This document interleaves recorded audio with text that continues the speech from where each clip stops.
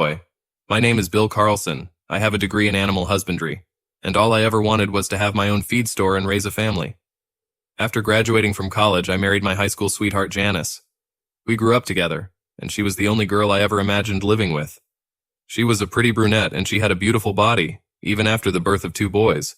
I was proud that she was my wife, and I would do anything for her. Janice had one problem. She was jealous of people who led a social life.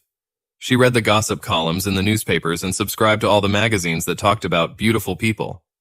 When she went to the dentist's appointment, she read car magazines, and she was familiar with all the fancy cars. She knew all the designers and was familiar with their clothing lines. She wanted to be someone more than anything in the world, and I couldn't provide that for her. I got a job in Omaha at a fancy feed store that catered to yuppies. This allowed us to be closer to the big city, and I could still do what I loved. I liked my job and I was good at it. I was able to treat my clients in a special way, and the company rewarded my efforts by giving me a flexible schedule. Janice liked living in the city more than in the country, and for a while she was happy. When she decided to go to work, we had to send the children to kindergarten, but they didn't seem to mind. Janice worked for a medical equipment manufacturing company called Gilbert Medical. They produced syringes and other medical supplies. It was an office job, and she seemed happy because it allowed her to dress up and meet people who weren't farmers. She worked hard and seemed to have lost interest in our family life. As a result, I took care of the boys most of the time. I took them to kindergarten and picked them up after work. I fed them and, as usual, prepared them for bed. I even cooked food and ended up cleaning the house most of the time. She did the laundry and made sure that all her clothes were perfectly ironed. We saved money every month so that eventually I could open my own feed store. Now it turned out that even with her job, we couldn't put anything off anymore. A little money was spent on daycare, but most of it was spent on trips to beauty salons, nail salons, and expensive clothing stores. It was hard for me to understand how we could have 2 jobs and save less money. She refused to discuss it and became very defensive and upset when I brought it up. After a while, I stopped even mentioning it. However, I have opened another savings account that I could keep separate. She started working overtime. They started calling her on the phone in private. She became less attentive in bed. She wanted a newer and more sophisticated car. She even talked about getting breast implants. I had no doubt that my wife was having an affair. I may be a simple country boy, but I wasn't stupid. At that moment, I didn't even want to save the marriage. I just wanted to sort it out and move on before it was too late. It was hard to pinpoint anything because I didn't talk to the people she worked with, but I was pretty sure if anything was going on, it was with someone at work. I've worked with a couple of good guys. They weren't very educated, but they worked hard. My job made me their boss, but I never played the boss card. It seemed that the work was always done without the need to command them. Everyone knew what was required, and we all worked together. The guys appreciated it, and it contributed to a good relationship. Roy and Freddie were supposed to be valuable allies in my plan. I noticed that Janice always wore fashionable underwear and her best outfits on Wednesdays. It seemed like she needed more time to get ready for work. I decided this was the right time to start. I told the guys what was going on, and they agreed to take care of my deliveries and appointments that day. I parked at the entrance to the parking lot of the Gilbert Medical plant. This gave me a good opportunity to catch up on the technical side. Around 11 a.m., Janice got out and got into her car. It wasn't difficult to follow her, and a few minutes later, she parked in the parking lot of the Holiday Inn Hotel. She parked at the west end of the parking lot, far from the office. A few minutes later, a guy drove up in a red Corvette and parked at the east end of the parking lot. I didn't recognize the car, but when he got out, Janice got out of hers. They went to the outer room on the 2nd floor, room 117, and then went inside. He already had the key. My heart sank and I felt a slight nausea in my stomach. All I did was confirm my suspicions. I had no idea what I was going to do next. I decided to leave and go back to work. I would take my time planning my next move. Before leaving the parking lot, I got out of the car and cut off 2 of the valve rods with my wire cutters, one in front and the other in the back. I was a little mad. I don't know why I didn't make some punctures for him too. The rest of the day dragged on extremely slowly. I picked up the kids after work, went home and cooked dinner. When she came in, I asked her how her day had been, and she said that everything was fine, except that she had a flat tire. One of the guys at work changed it for her. Nothing more was said about it. The next morning, I stopped by the factory after taking the boys to kindergarten. It didn't take me long to find the red Corvette. Fortunately, the guy had a reserved parking spot with a sign. I wrote down, Ken Beauchamp, Distribution Manager. Roy's wife worked in the Human Resources Department at Gilbert Medical. By that evening, I knew everything there was to know about good old Ken. The most important thing was that he was already married. He was reprimanded for the suggestions of one of the employees, and he had some problems with the expense accounts. I got his address, phone number, cell phone number, and even his SSN, but I didn't know what to do with this information. He was married for 8 years, and his wife's name was Amy. We did a good job, and Roy, Freddie, and I found time to have a beer before I had to pick up the kids. I still wasn't sure what I was going to do, but I was sure that everything would work out soon. I tried to stay calm and logical in this situation, but in fact I was getting crazier every day. From time to time I found myself crying silently. I was in pain and I felt like I couldn't fix myself. Living with Janice was becoming more and more difficult for me. I just wanted it to end. The next day I was lucky again when I remembered that one of my best clients, Marge Gilbert, was the wife of the president of the Gilbert Medical Company. I've never met him, but she and I got along great. I was especially friendly with Marge, trying to figure out if I could use our relationship to my advantage, when Marge's daughter Cindy arrived. Cindy was in her final year of veterinary school. Marge went to the barn to work, and Cindy and I talked for about an hour. I enjoyed spending time with her, and after I left I felt a little guilty, but it passed quickly. I spent some time in the garage that weekend doing welding. I took a small piece of flat steel and welded 4 sharp tips to it. I made the tips out of dowels so that they were really hard and stiff. The plate was about 15 by 15 centimeters in size, and this was supposed to be my first step towards taking revenge for harassment. I saw Marge again on Tuesday. I was moping a little while unloading the order, and I just wasn't myself. It caught her attention. "Bill, what's the matter today? Why are you so gloomy?" "I have some personal problems, Marge. I'm sorry. I'm not the right company today." "Let's have coffee and you can tell me about it." We went into the house and sat down in the kitchen. It was like the interior of a restaurant. Everything was made of stainless steel and granite. It was like a magazine. I thought to myself that Janice would like that. Marge put the coffee on the table, leaned forward and asked, "Well, how can you help me, Marge?" "Well, I do not know until you explain the problem to me." I really didn't want to talk to her about it, but in the end I decided that maybe it could help. My wife, Janice, works at Gilbert Medical, and I think she's being forced into bed with one of her bosses, but I can't prove anything. "Why do you think this is happening?" "It's mostly small stuff, but I caught them both together at the Holiday Inn last week. My wife doesn't understand what I know, and I don't know how to bring this up. I do not know if this is what she is being made to feel obligated to do, or if this is what she wants to do. Our family life has deteriorated to such an extent that she doesn't seem to care about the children or me. She seems to be keeping it a secret, and that's what really bothers me." "Who is this guy?" "I think his name is Ken Beauchamp.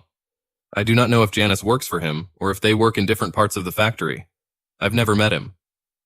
"Do you want me to see if I can help?" I was silent for a while and lowered my head. "If you think that something can be done quietly, I would be happy to try, but I don't want to make a fuss." "Okay, let me handle this. See you next Thursday with the oatmeal delivery." I thanked her and, getting up to leave, asked, "Where's Cindy?" "I went back to school. She'll be home this weekend. Why don't you bring the boys so she can meet them?" Wow, it turned out much better than I expected. I'm sure Janice won't have a problem letting me take the boys for a walk. It could be a good weekend. The next morning it was pouring rain. Janice dressed carefully again for her special day, and I didn't say anything while I watched. After taking the children to the children's center, I stopped by work. The guys were ready to replace me in the morning shift. Roy was going to use my truck, make my deliveries, and log entries. I would initialize all the records after I get back to work. Freddie drove his cousin's van to work, and I loaded the jack into it. We attached my steel plate to the jack lift. We loaded all the trucks, and after they went to pick up their delivery, I went to the Holiday Inn hotel. Just in time. Janice drove up and parked in the same spot as before. Ken lagged behind her for a few moments and also parked in the same place as before. After they entered the room, I gave them about 10 minutes to get comfortable. I took the jack off the back of the van in the pouring rain and rolled it up to Ken's car. I put the jack under the engine block and lifted it up. It was only a few seconds before I heard a pop as the nails pierced the oil pan. I dropped him on the ground and climbed into the back seat of the Corvette. A few seconds later, I heard the same popping sounds in the fuel tank. Oil and gasoline were leaking out. I took the jack back to the van. It all took less than a minute. I went down to Janice's car and sliced 2 valves again. By that time, I was ready to leave. I drove past Ken's car, threw a lit cigarette out the window, and drove away. Through the rearview window, I saw flames shoot up, and a few seconds later, I heard an explosion as I drove out of the parking lot. I felt better.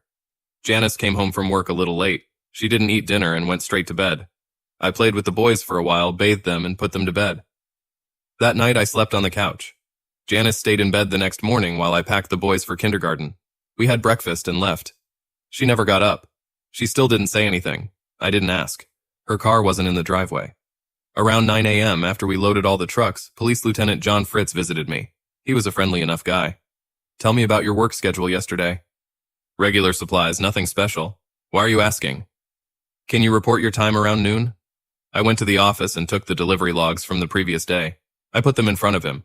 At each stop, the location, the delivered goods, the time of unloading, and my initials were indicated. He smiled and chuckled a little. It's a pretty good magazine. Do you guys do this every day? Would you like to see the magazines for the last month? He shook his head and smiled again. I didn't know if I should feel good or bad. Would you like to tell me what's going on? He didn't seem to want to go into details, but eventually he opened up. A car was damaged outside the Holiday Inn in East Omaha yesterday, and we're trying to find out if anyone knew anything about it. What does it have to do with me? Well, the other car, which was standing next to the damaged one, had 2 valve rods cut. The car belonged to your wife. We were wondering if it was a coincidence or not. Firstly, I do not know what my wife's car was doing in the Holiday Inn parking lot, and secondly, what did it have to do with the damaged car? The damaged car belonged to an employee she worked with. Apparently, they had a lunch meeting with the company's clients at the hotel, and everything happened while they were having lunch. Have you talked to the people they had lunch with? No. They couldn't remember their names. Do you want to be honest with me, or are we going to play games all morning? He leaned back in his chair and smiled. Do you know a guy named Ken Beauchamp?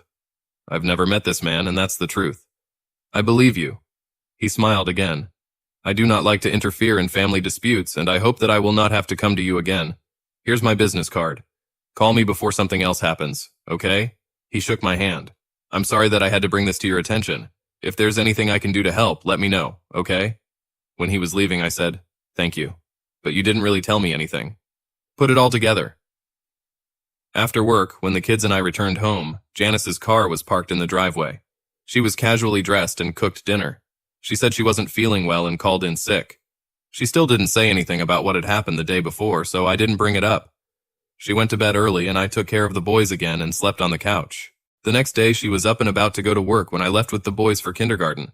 After taking them, I went into the doctor's office and asked to check for sexually transmitted diseases. The work was normal for Friday. When I got home, Janice was there again. After dinner, I told her that I was taking the boys to spend the next day at one of my clients' farm. I asked her if she wanted to come with me, knowing full well that she would find a reason to refuse. She said she needed to do some shopping and I didn't insist. I didn't care if it was a shopping trip or a date. The results were the same. Saturday with Cindy and the boys at the Gilbert Ranch was great. We spent the whole day having fun. Marge made a great lunch for everyone, and I didn't want it to end. Cindy loved the boys, and they seemed to like her a lot too. Mr. Gilbert wasn't there, so I never got to meet him. Marge didn't say anything at all about our previous conversation, and Cindy didn't seem to know about it. I really didn't want to go home, but in the end we had to. Janice didn't ask how our day was at all. She just didn't care. The boys tried several times to tell her everything they needed to do, but she ignored them. In the end, they gave up trying. She asked why I didn't sleep in bed anymore, and I explained that due to problems at work, I tossed and turned a lot and didn't want to disturb her sleep. That was the last thing she said about it. The next week went completely fine. On her special day, I noticed that she hadn't made any special arrangements, so I assumed that the date for that day had been canceled. It suited me because I had a lot of work to catch up on. I went to a divorce lawyer I had heard of, and she gave me some handouts and pamphlets with a lot of information. She had several completed forms that looked interesting. Everything is back to normal until next Wednesday. She started with a morning shower and then carefully styled her hair. She was wearing new black underwear and new perfume. It even looked like new shoes. I was careful that she didn't notice how I was looking, and I ran out with the boys. I was sure it would be a date day. After dropping the boys off, I drove into the factory and checked its parking space. In its place was a new Porsche Boxer. I wrote down the license plate and hurried back to work. The guys were just as excited about the new development as I was. We rushed through all the morning deliveries and forged the magazines again. I'm sure John Fritz figured out the trick, but we did it anyway. We had a free and long lunch. Roy continued the delivery. Freddie went into a pool supply store and bought 2 large bottles of hydrochloric acid. I went to have lunch with John Fritz. John looked at me strangely when I walked into his office with pork sandwiches, French fries, and a couple of bottles of Coca-Cola. I greeted him and sat down opposite him. He realized that something had happened and smiled from ear to ear. I said I thought we could have lunch together and he could fill me in on the damage to the car. I had to figure out how to keep him occupied for 2 hours. It was going to be a long lunch. While I was trying to be nice, Freddie was in the Holiday Inn parking lot. He found the Boxer and carefully poured acid over the trunk, fenders, and hood. He cut open the convertible top and poured acid over the leather seats and floor mats. The dashboard also received a dose of acid. To make it more convincing, he put a box of naphthalene in the gas tank. Gasoline would have a bad effect on the engine if someone had started it. The remaining acid spread over the top of the tires. Before leaving, he cut the valve rods on Janice's car again. It was all over within 15 minutes. The only bad part was that I didn't know how long the two of them would be in the room. John and I chatted for a long time about frivolous things, until he finally asked, "What the hell are you up to?" I just wanted to make sure I had a good alibi in case something happened to Ken Beauchamp's car today. What's special today? The pork stew sandwich was special. I took out my cell phone and called the kindergarten. "Hi, Carol. This is Bill Carlson. I'm going to be busy at work this afternoon, and I was hoping you could call Janice and ask her to come and pick up the boys." "Thank you. I really appreciate it. You can contact her at 874-3211, extension 117. You may have to ask her by name. Try to call as soon as possible to make sure you find her, okay? Thanks again." John leaned back in his chair and giggled. God, those pork sandwiches were delicious. There was silence for a while, and finally John said, "Do you think I should call Mr. Beauchamp and ask how his car is?" "Why do you want to do this? Do you happen to know where I could contact him?" I gave him his cell phone number and room 117 at the Holiday Inn. "Choose one." John turned on the speakerphone and dialed the hotel number. After a few rings, Ken Beauchamp answered, breathing heavily. "Hello, who is this?" "Mr. Beauchamp, this is Detective Fritz. I'm calling to let you know that we still don't have any leads as to who damaged your car." "Why are you calling here? How did you get this number?" "I'm a policeman, Mr. Beauchamp. Have you already bought a new car?" "Yes, I bought it." "Why are you asking?" "I just wanted to make sure that we didn't have a repeat of the last incident. Is the car with you now?" "Yes, she's in the parking lot." "Is everything all right?" "Let me check it out." We could hear Ken muttering in the background as he surveyed the parking lot through the window. There were several high-pitched screams and a low moan. He went back to the phone. "Something's wrong. I need to get dressed and go check it out. I'll call you right back." "Good. Mr. Beauchamp, why aren't you dressed now?" "None of your damn business. I have to go." They both hung up. John looked at me and smiled. "Are you happy?" "Of course. Look, I have to get back to work. If you have any questions, give me a call, okay? Maybe we'll have lunch again next week." "I hope not.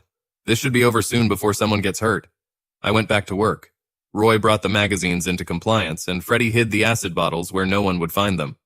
Tonight at home promises to be interesting. Janice picked up the boys, but said nothing and went to bed early again. John came to see me the next day. He explained all the damage to the car and that Ken's insurance had not been paid after the incident with the Corvette. The car has been completely repaired. He lost over $60,000. Ken insisted that I had something to do with it, even after John told him that I was with him when it happened. Of course, John knew that I was involved in this, but he couldn't prove anything, and I don't think he wanted that. I do not know how Janice fixed the tires. I've never asked, and no one has ever volunteered. Since Janice never confessed to the whole situation, I decided it was time to end it all. My disease test showed that everything is fine. I filled out the paperwork for the lawyer to start the divorce process. I was planning to go to the Gilbert Ranch this weekend with the boys, in case Cindy was there. If not, we'll spend the day with Marge. The only downside was that I still didn't have any proof. The weekend went well. Cindy was there. The kids were delighted, and we all had a great time again. We were like a family. I really missed it, and so did the boys. Cindy still didn't know anything about what was going on, but at least she didn't ask. Before I left, Marge winked and said that everything would be fine. I was offered a new position about 150 kilometers from here. It was for the sake of more money, a better job, and the opportunity to acquire a stake in the business in a few years. It was perfect. The only bad thing was that we wouldn't be around Cindy. The following Wednesday, Janice dressed up again. I do not know what kind of car her boyfriend used, but she was definitely preparing for another visit with him. I assumed they were still going to the same place. I was going to do something, but I didn't really plan it in advance. The guys and I were trying to figure out what to do when Marge Gilbert pulled up. She motioned for me to come over and told me to get in the car. She didn't say anything, but just drove to the factory. She parked in the back, and we entered through a separate entrance directly into Mr. Gilbert's office. Marge introduced us to each other, and his secretary brought us all coffee. We talked about frivolous things for a while, and finally I said, "Did you bring me here for some reason?" Mr. Gilbert laughed. "It's time to end this show. Marge informed me of what was going on, and I did a little internal investigation. As soon as everything is ready, we will start. We should have all the information you need by the end of the day. If I do anything to embarrass you, Bill, I apologize in advance. It is not my intention to hurt you." We chatted a little more to kill time, and Marge noticed how I smiled when the conversation turned to Cindy. I tried not to show it, but I was not good at it. The phone rang and everyone pricked up their ears. "What's going on?" "Good. Thanks for the call. You know what to do now, right?" Mr. Gilbert smiled and said, "All right, everything is in place. We can start now. Ken and your wife are in their usual room at the Holiday Inn. Ken arrived there in a company Benz. This is contrary to company policy, so it is being returned to the factory right now. I'm sorry to say this, but I think your wife has a pair of flat tires too. It seems to be a kind of tradition." He turned on the speakerphone and dialed a number. "Ken, this is Mr. Gilbert. I'm sorry to bother you, but I have a very important matter to discuss with you." Ken stuttered a little. "Yes, it's good. No problem. How did you get this number?" "Ken, it's not important. But the important thing is that the legal department has been notified of a possible harassment situation. I need to get the right answers here, Ken, so listen carefully. Is there a female employee of the company with you now?" There was a pause and some background conversation that we couldn't make out. "Yes, sir." "Ken, is she there of her own free will or because of some kind of coercion or threats on your part?" "No, sir, absolutely not. There was no coercion at all. She's here of her own free will. I didn't force her to do anything." "So making love is consensual?" "Yes, sir, absolutely. It's all consensual." "That's great, Ken. Thanks. That's all I needed to hear to sort out this whole mess.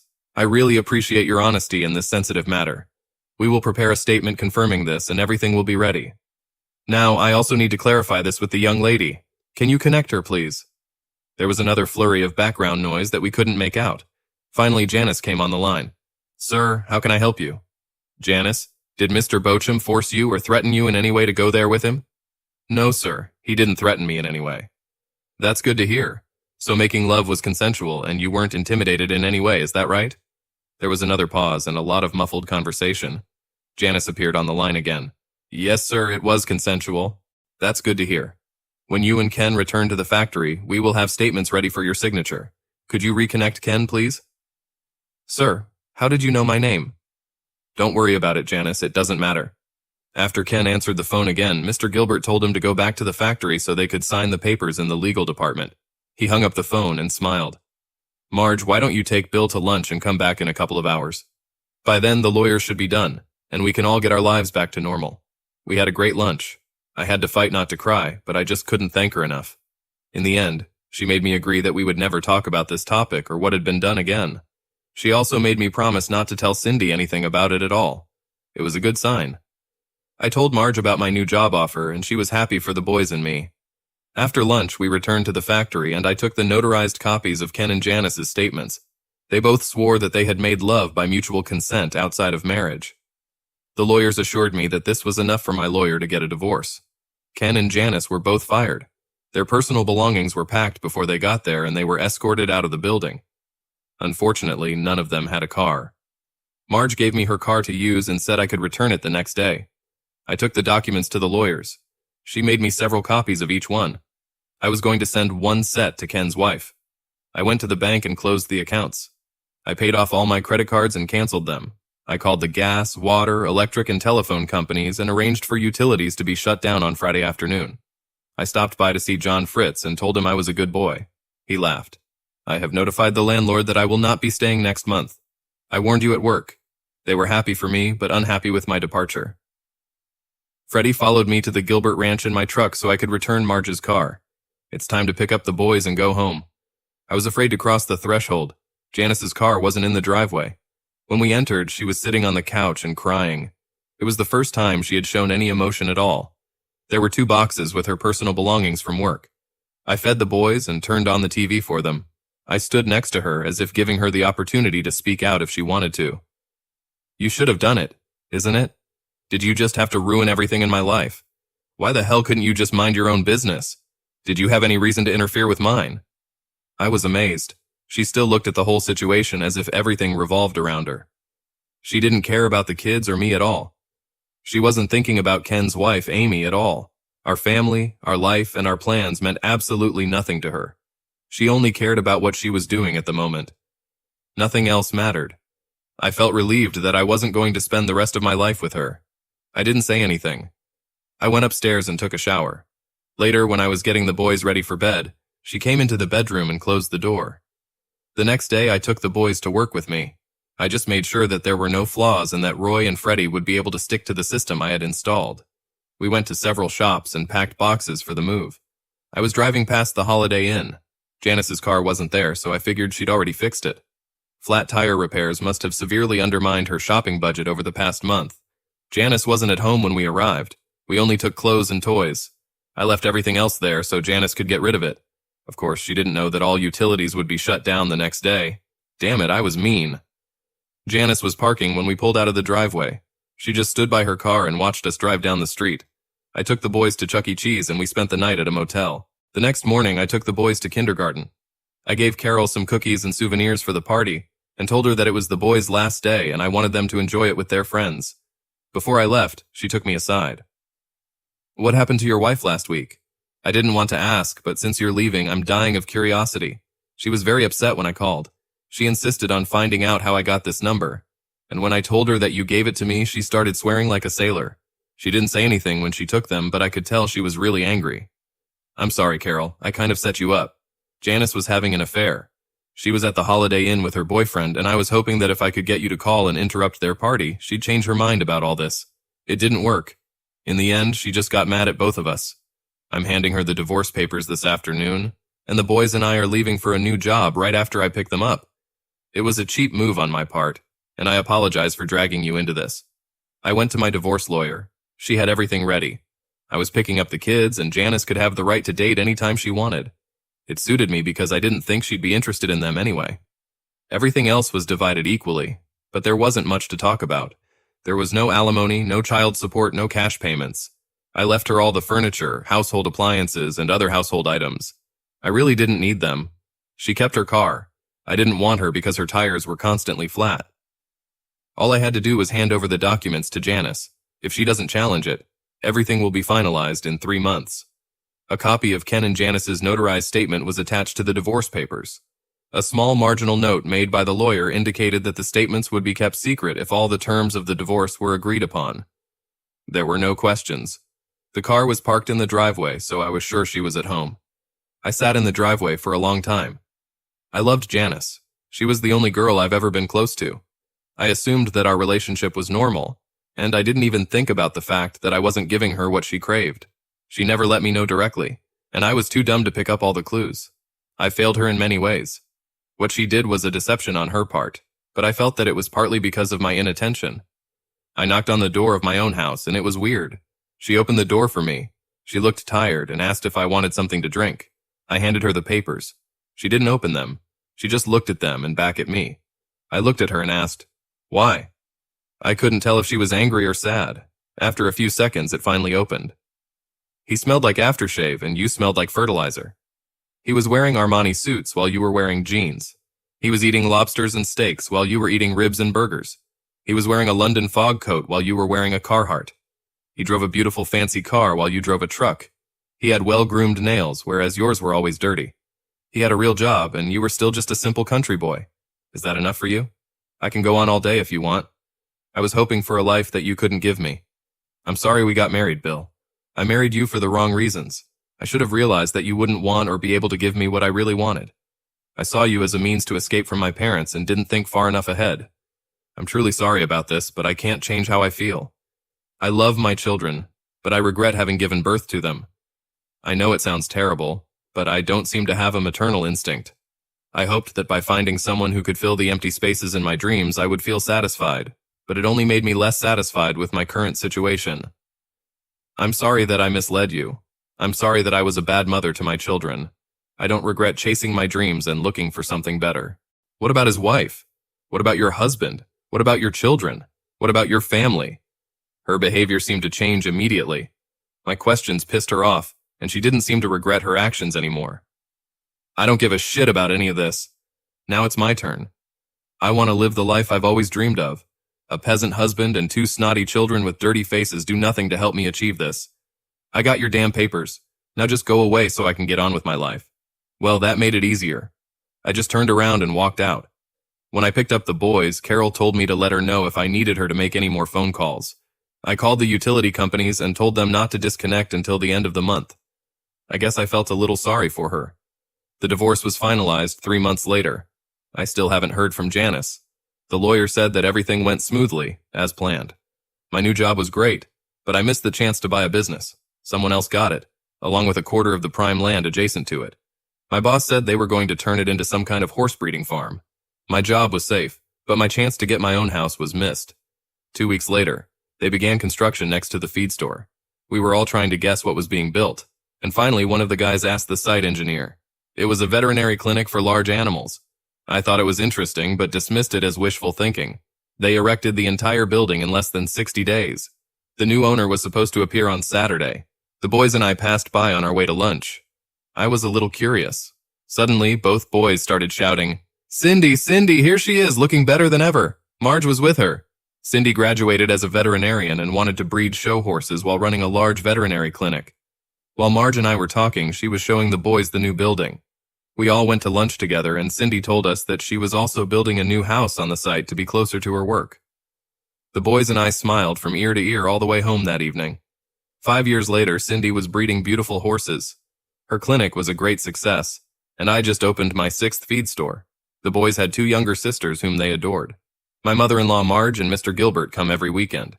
I never found out what his name was. Janice never came to visit the boys. End.